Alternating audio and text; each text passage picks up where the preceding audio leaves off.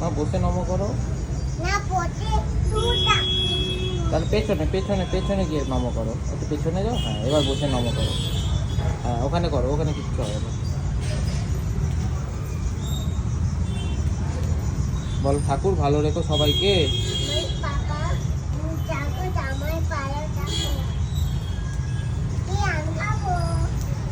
ভালো করে মাটিতে মাথা ঠিকিয়ে নম করতে হয় মা। মাটিতে মাথা ঠিকিয়ে নম করতে হয়। বলো ঠাকুর সবাই।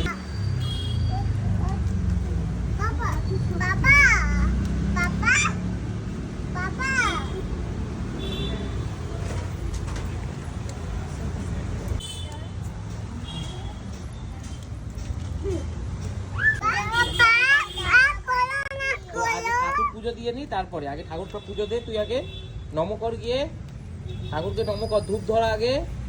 আমি পাঠিয়ে যাবো।